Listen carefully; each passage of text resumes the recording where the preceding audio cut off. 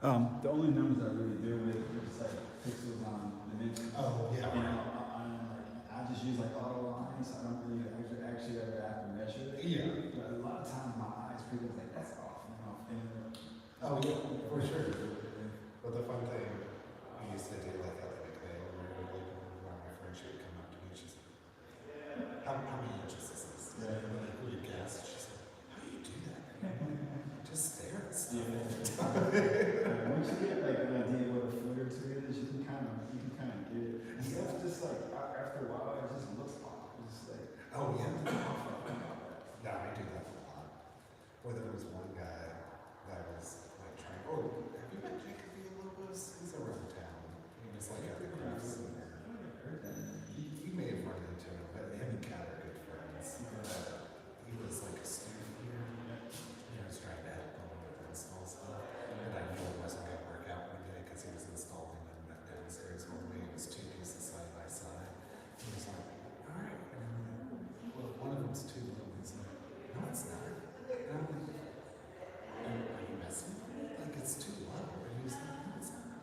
It's a foot lower than what you want to do. And he was like, I'm like, get the level. And put it on that one. Are the bottoms touching? And he was like, oh, no. hey, how you doing? That's awesome. How you doing? Good to see you. You okay?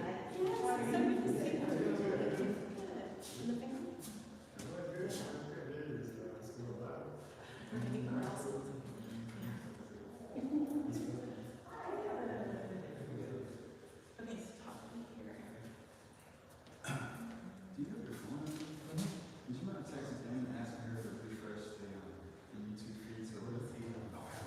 I'll just work it out. Sorry. It'll just be a Skyler. It'll just be a still screen because I turned the camera off, but it should be active. So just refresh YouTube. Yeah, exactly. Is this all part of the home or is it just a? It is, yes, this whole room. And then there's a video I see. Okay. there. Thank you.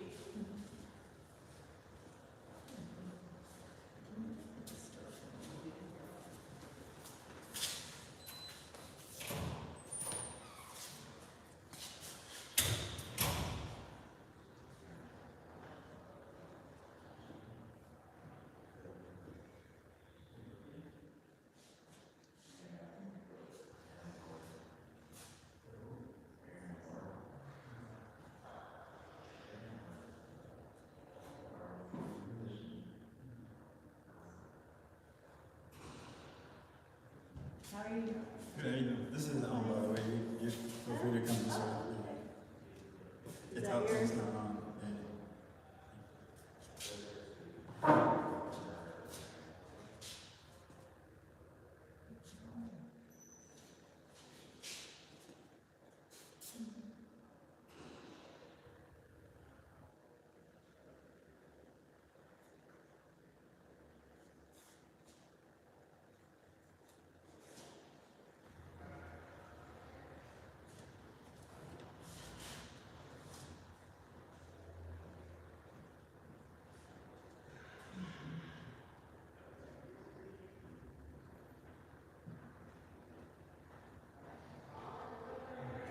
Is this the screen with the logo on it? Exactly. I turned the camera off. So Okay, yeah, I just had to refresh it. That's pulled up on my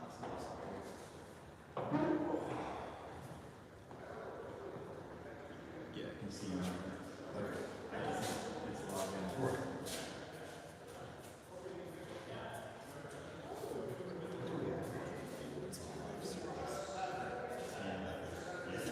And it's just like, it's an automatic archive.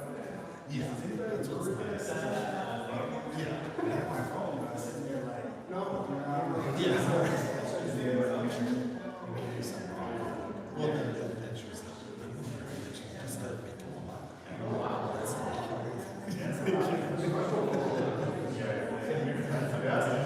It's a job. oh, yeah. They can look easy, but it's a 24/7. Because some of the screen is like, wow.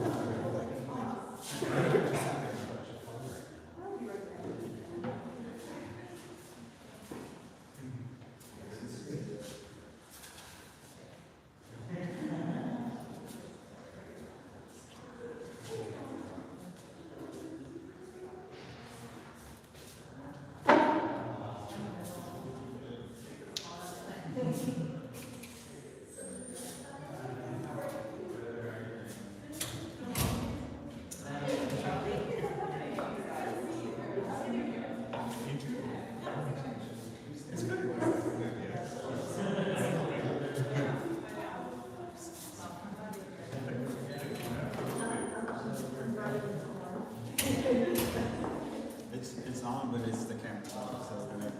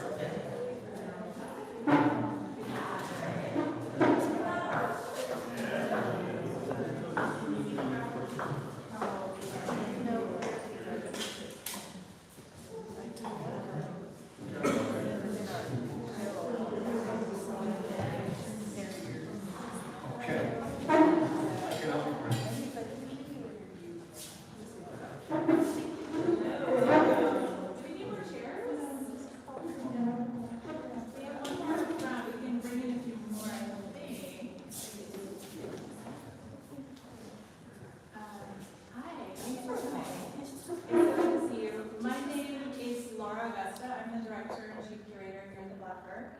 I am so delighted and proud and just happy to have Francis and Anthony Almendárez with us today. I don't think they need a lot of introduction in Houston, but I'm going to introduce them anyways because it's such a privilege to be able to do so. I first met Francis and Anthony, if I remember correctly, at the very beginning of COVID, actually, I think. Because they were scheduled to premiere their performance Navigating the Archives Within at Aurora Picture Show in March of 2020, and quickly changed plans to hold a live streamed event of that recorded performance, which was followed by a conversation with us. And it was such a joyful and invigorating conversation. I learned so much. I've been in dialogue with them ever since. I'm very happy to have them in this exhibition, Mud and Corn and Stone and Blue, which now has been traveling for about 1.5 years, maybe 2 years, and will continue to travel after this presentation at the Blaffer and at Lawndale Art Center. I'm really pleased in particular that through Mud and Corn, they are now reproducing Navigating the Archive Within, that original March 2020 performance, and performing it live on February 19th at 7:30 p.m. at Aurora Picture Show. And so if you're able to attend, it's free. We encourage you to get there early. I think there will be a really strong turnout. They will be re-presenting that work this time live. In the meetings that we had in the early days of Zoom, we talked about archives and about memory, things we'll talk about today, about grief, and about how things are valued. It was my first introduction to their collaborative practice, which is, I would say their practice is unusual and extraordinary. Although both of them have independent trajectories as artists and performers, they frequently collaborate, also bringing in other family members, notably their mother. I'm a big fan also of their mother. And I think although much is said often and repeated often about the importance of collaboration, I've seen very few artists actually model it so holistically across their practices. And we'll talk more about what that looks like. Welcome. Today we'll talk first with Francis about the works of his that are included in this exhibition. We have two videos here, one in the gallery right beside us, and one in the media gallery. And in both of them we see Francis reflecting on foodways and family, about what is cherished and what is beautiful. In one film here, kind of on the other side of this wall, we see the hands of women pulling corn from its cob. The sound of the motion is a beautiful track that's also part of my early family memories. To sit and prepare food is something at the heart of this exhibition, which imagines communities from the Great Plains and from Central America sharing not only political histories, which are very much entangled, but also family traditions of food making and food production, particularly in relation to corn. Francis is an artist, filmmaker, and educator whose work brings together autoethnography with history and cultural production. He writes, being the product of a family of intergenerational immigrants and having to frequently relocate due to financial instability, he attempts to transform spatio-temporal dislocation and intersectionality into agency, resistance, and autonomy by vocalizing and embodying the experiences of the marginalized, disenfranchised, or liminal other. In Francis's work, he moves across media, something I also really admire and love, from film installations to performance and text, bringing in music and storytelling to think about identity, labor, and rhythm. In his work, personal and family narratives intertwine. Francis, I would say, uses biographical stories, and I think he says this also, I think this comes out of your statement, to collapse the past, present, and future, with poignant observations that move across geography, class, and time. Francis currently teaches at California State University in San Bernardino, and recently had a solo presentation at the Los Angeles Film Forum, congratulations, as well as a solo museum show at the Fullerton Museum last year. Anthony is an artist and composer, working with sound, improvisation, performance, video, photo, and writing, and I'm sure I'm missing a few in that list. His work, he writes, challenges the hierarchy between audio and visual stimuli, undermining their respective stereotypes in relation to how we interpret and internalize our surroundings by exploring modes of storytelling that confront audiences with the nuanced, layered, and complex realities of how we construct identity. Anthony is a well-known collaborator here in Houston with Nameless Sound, where he currently works as an administrative coordinator and artist facilitator. And his own work has been presented widely, both nationally and internationally. He received his master's in music theory and composition at Marshall University and his MFA in music and sound from Bard College. Today you'll hear us talk about collaboration, family memory, about moving across different geographies, about teaching. Both Francis and Anthony are dedicated educators, and about their upcoming performance. We'll save time for conversation at the end, so please do join us in conversation. And we also invite you to an informal reception afterwards downstairs. If you don't want to converse in a group, you can converse one-on-one with us downstairs with some food and drink. I hope you'll stay for that. Please join me in welcoming Francis and Anthony.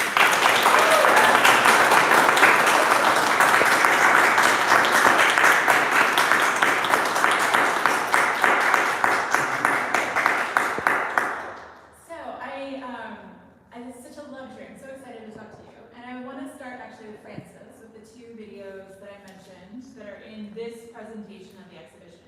I should mention, the largest portion of this exhibition will be shown at the Lawndale Art Center and is opening on February 27th in the evening. I hope you'll join us for that opening. Francis, I would like you to start with dinner as I remember. And I wonder if you could talk a little bit about the making of it. For someone who hasn't seen it, what's happening there, the start of it, and what you're documenting there. Yeah. Thank you for the introduction and for the invitation, and thank you all for being here. And it's great to, it's in a way a homecoming to come back to Houston, and specifically to the University of Houston. And homecoming, I think, is a key word in that word, because when it was made, well, maybe I'll start with when it was shot. It was shot in Central America, primarily in Honduras, where my grandmother lives. But while I was there, I also got to retrace her path of migration. We went to El Salvador and worked our way back into Honduras and then to Nicaragua. And while I was there, I also reconnected with my paternal grandfather. And so I went to the northern part of Honduras. And in that journey, I wasn't necessarily making art, but I was definitely recording. And for me, recording or taking notes was through taking photographs. And at that time, all I had was a gift that my father gave me, which was a point-and-shoot camera, and that was it. I just took off for about 3 months. I had recently lost my job due to healthcare becoming mandatory through Obamacare, and so the assembly line that I worked for just totally let us go. And so I had all of a sudden time to go and finally visit my grandmother, which I had been promising for a long time, and that's how that trip came together. And during that time there, 3 months, it was really a homecoming, because I hadn't been there as an adult. So the last time I had been there, I was I think maybe 11 or 12, and prior to that I was a very young boy, and so I don't really have a lot of memories of family. I have some memories, but not just not a lot of memories like my youth growing up in the US, obviously. And so it was really an opportunity to reconnect with my grandmother, but also meet a lot of my family on both sides of my family. And in that process, I got to learn a lot about myself while I was learning about them, and the things that they do, the things that they do for a living, the families that they had raised, the kinds of things that they did for entertainment, the kinds of things that they did with their community. And so I really, because I got to spend quite a while there, I really got to, in a way, become temporarily a part of the community, and that allowed me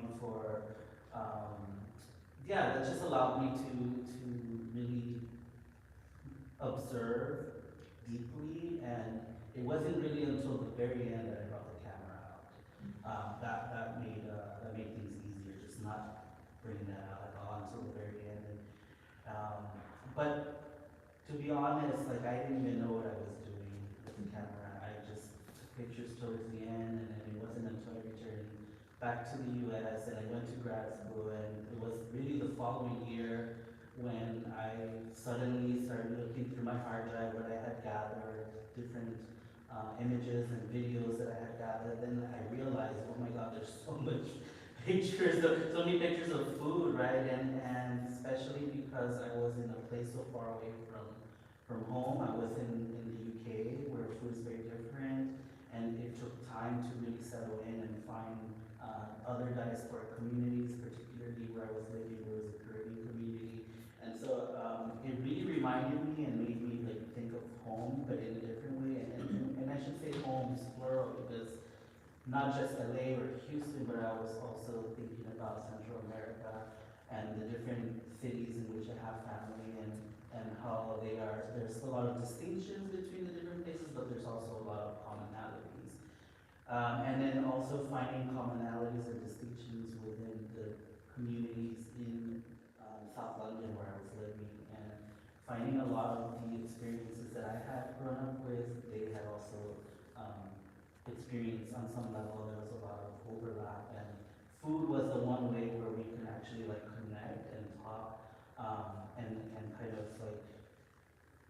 it became yeah, there was no borders with like food. It was just like, you know, we enjoy this, we enjoy our company, and food just became an easy way to kind of get past these differences, like overcoming these differences. And with that particular video, like I didn't, you know, singled out the ones that were specifically about food, where it would illustrate the fact that a lot of the in particular ingredients were like, for me at least, were like evidence of how these different recipes are showing how we're pulling in our traditional foods, we're pulling from very different cultures, right? Like we have corn that's always it's like a baseline, right? Corn, but there's also plantains or bananas or rice and beans, and some of these ingredients aren't, you know, native to the Americas, and I found that really interesting because it spoke to the way in which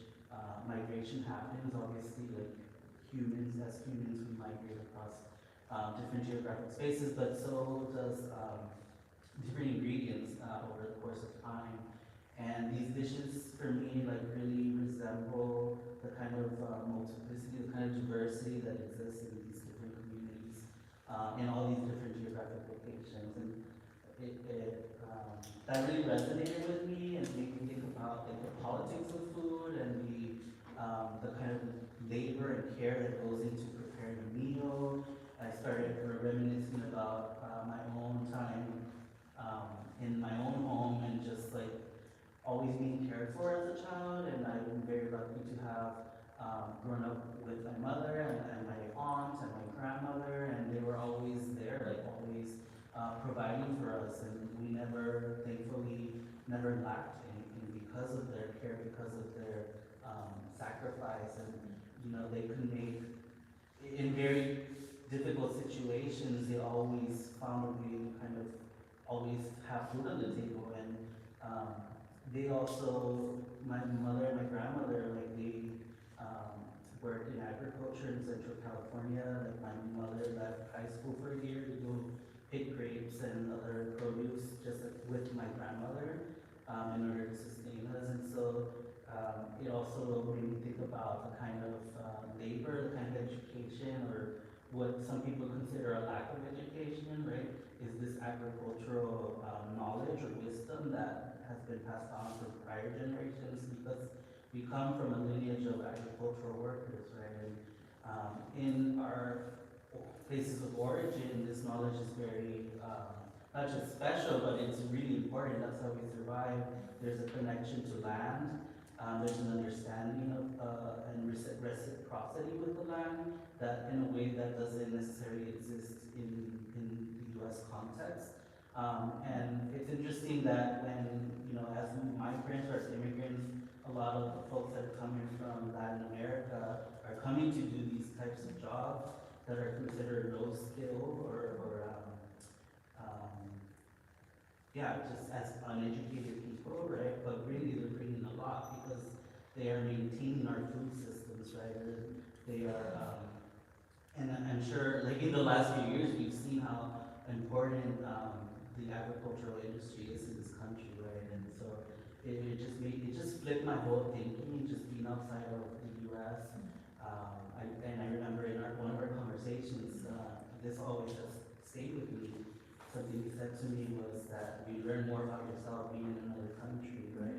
And that's exactly what happened in retrospect. I learned so much about, not just myself, but I learned so much about the U.S. by being outside of the U.S., right? And outside of these systems and outside of these narratives that are so ingrained in us. And that's kind of a long-winded answer to your question, but with that particular video, all of that was in my mind, and it became a way to just gather people in community, because the first time that was presented, I knew that it was a film festival in which the theme was food and different approaches to working with food, and I knew that there was going to be a big like luncheon, and so it just made sense to kind of put that out there. And it wasn't a academic, non-gallery or museum space. It was literally a group of artists in France that organized just a community screening around food, and so it was really liberating to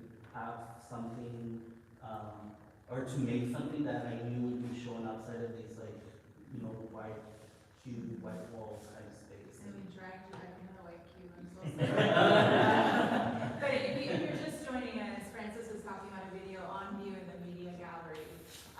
And the video is composed of these different snapshots of food, really. And every time I show this video in different venues, students especially really resonate with the first line. And I'm not going to quote it exactly because I can't remember exactly what you say. But you say something about kind of the flatness or the unappealingness of these photographs of food. But what makes them so beautiful is the kind of intimacy with which you're sharing them with other people, the kind of memory of food from a place where you are not anymore, right? And so there's something about those photographs that is quite captivating because they're not beautiful, but there is beauty within this kind of idea of sharing. I think also when you were talking about relationship to land, I come from an agricultural place in the middle of this country, and people take such great pride in feeding the country, like the world, right? The billboards say, we feed the world. And there's this kind of awareness of what it means to labor every day to kind of create food for people, right? As complex as the labor dynamics are. But it's a different relationship to how we eat and how we share time. And this exhibition was always imagined as like, what would it be like if my family, people from my family, people from where I'm from, could sit down and have dinner with people from Central America and think about not just the political relationship between these places, but also what do you do with corn? Like, how do you handle this thing that we share, right? And how do you share a meal together? That's always what I hope this exhibition would feel like. The other video that you have here shown is called Quebrando Maíz, or Breaking Corn, if you translate it that way. And to me, that video has such a beautiful sound to it. Can you describe that video? Yeah, it's crunchy. It's crunchy, yeah. Yeah, and I mean, just observing what my grandma does in the course of her day, like she's just nonstop. Like she's 85, gonna be 85, and she has so much energy. She never stops working. Like she's always finding something to do, and that's inspiring. And I just want to like be a sponge and absorb so much from her. And in that moment, I saw my mom being the sponge because she understands, like in having grown up here and being brought at such a young age, she understands her disconnect. She understands the gaps that are in her life, not having grown up in Central America. And so she uses the time when she gets to go out there, not only to spend time with grandma, but to absorb and learn and just try to take in as much as possible from grandma, because like our grandmother is like a repository of so much knowledge, and of things that we take for granted because we don't even know like how we use this information, because we're so disconnected from the land, right, in the U.S. context, right, and so for me, I saw that moment and it just had to record it because it just exemplified that so beautifully, like the disconnect, but also a wanting to connect, right, and a wanting to learn, and so there is this transmission happening, this transmission of knowledge. You said it this twice. You said that we're very disconnected from the land in the U.S. And everything in my gut is pushing against that a little bit, just because I come from a place where farming is so embedded, not from city places, but from really rural places where it's not the same connection, but it's a very strong connection to earth. And I wonder what it feels like to have your work contextualized within also Great Plains in the U.S. and have these very, very different agricultural legacies. If you've had time to kind of process and think about that for you. Yeah, no, and I think you're right, and I've never lived in a rural place, so you're absolutely right in that. Because I grew up in the city, and I've only ever lived in the cities, right? And so that's not to interrupt, but we were just talking about how both brothers were in FFA in LA, which is Future Farmers of America, and raised animals and learned all these things. And so I just want to shout out to like that kind of training in Los Angeles as well. Yeah, because our school is one of only 3 in all of LAUSD, and for those that don't know, LAUSD is the second largest school district in the country. So only 3 schools, and we happen to be one that all early introduction to this kind of thinking.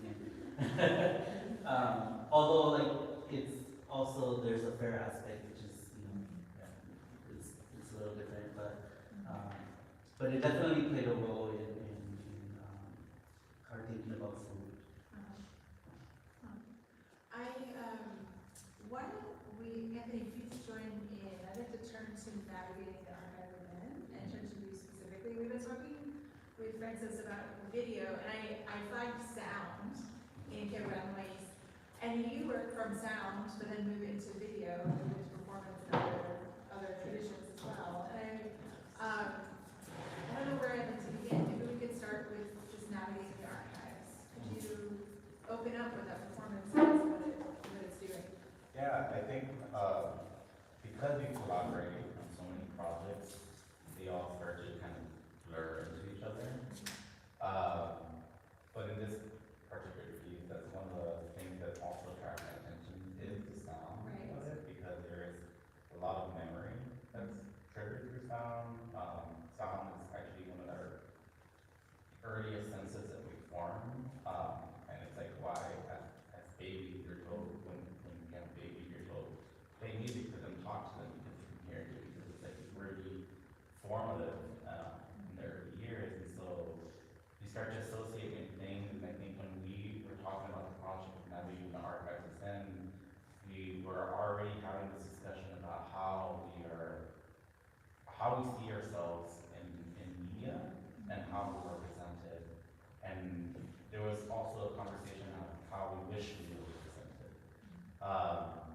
And so the earlier ideas of navigating the archives of Zen was kind of constructed around this concept of using music and sound from our early childhood that we would listen to create a score for this film that would be, I don't even think it was a film at the time, it was more like these kind of archival footage of how we were represented in media.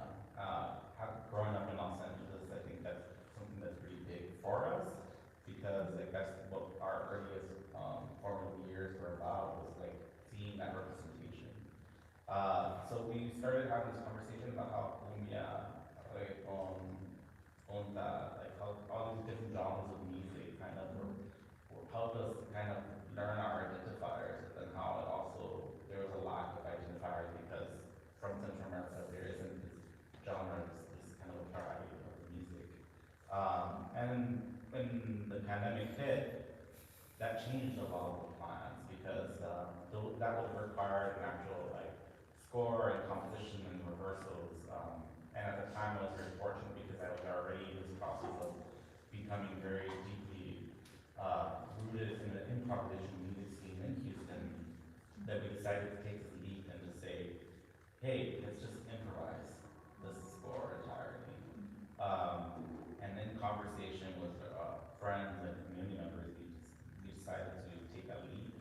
And I think that it worked out very well, because then it started really tying into the concept of what I feel is the concept of the whole film is that our archive, our body itself acts as an archive, and there are a lot of times where we know material, we know things without even knowing exactly where that comes from. And so this pulling from this internal archive was a way of improvising and of creating. But I don't know, maybe you want to add more to this building. Yeah, I just to add on, I think like you're in doing that, like you're overcoming hesitation, fear,